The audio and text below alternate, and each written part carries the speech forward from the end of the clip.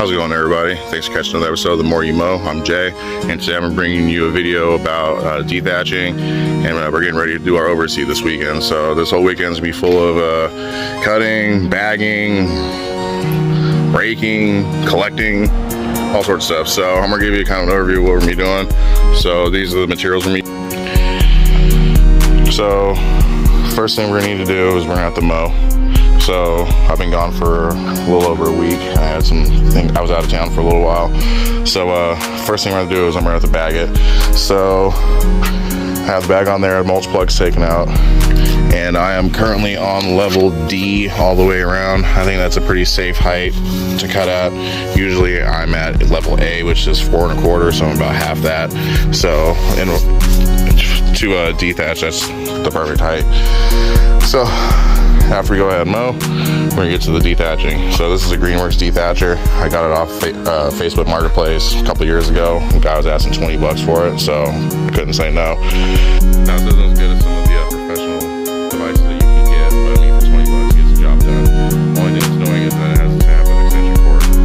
And also you wanna make sure that you have the right gauge wire for running these, because if you use too thin of a gauge of wire, then you can get hot and doesn't work properly, and you can have serious issues. So you gotta make sure that you go with a thicker gauge wire, the biggest gauge you can get.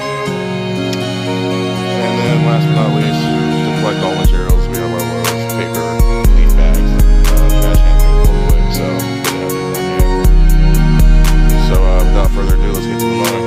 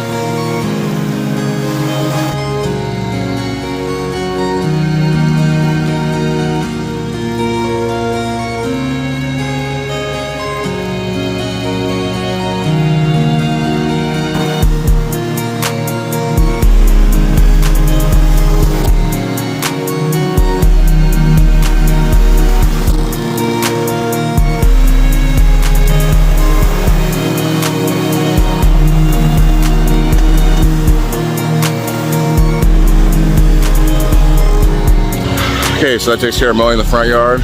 Front yard's taken care of. So I think we're gonna go ahead and start detaching the front yard.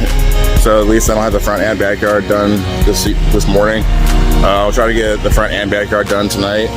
But for now, I'm gonna just get the front yard taken care of, so that way that's one less thing I gotta worry about. So when we dump out the last load of grass clippings, then we'll catch up on what we're gonna do about the dethatching.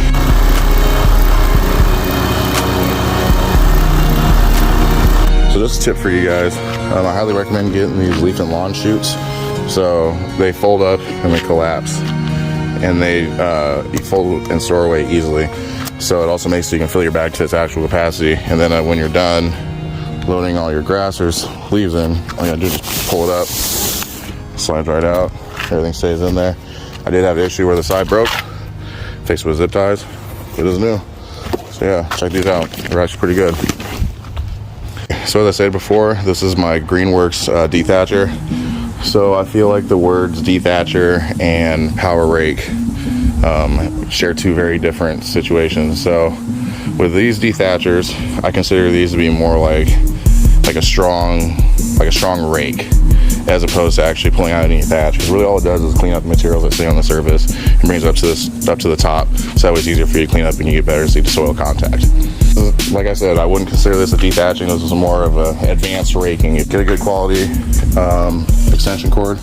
This is the thickest gauge wire I could find at Menards at 100 feet. So you want to get the highest gauge possible so that way you don't burn up your motor. Now, I will say, after having the Greenworks Dethatcher for a little while, I do think the Sunjoe has a better product. I'm not exactly sure why. I mean, they're both pretty much the same on the bottom. So I'll show you what the bottom side looks like. So on the Greenworks Dethatcher, there's these little spring-loaded tines that spin around and they pull up the material that's laying on the ground at just about the dirt surface, dirt level. So I wish they made a scarifying attachment for this Greenworks, but I don't think they do. If anyone knows of a trick to get the Sunjoe one to work, or if there's an aftermarket supplier from like Amazon or something that carries the actual scarifier with the blades, let me know. Another tip for when you're doing these electric dethatchers, you want to go ahead and plug into your source, and then you're going to want to start as close to your source as possible. So if my source is over here, I want to start in this corner and work my way out far away from the outlet, because what will happen is that extension cord will get in your way and you're constantly kicking it out of the way and possibly run it over. All you gotta do is just go the furthest direction, and the cord will get longer and longer as you go through, so you don't have to worry about running over your extension cord.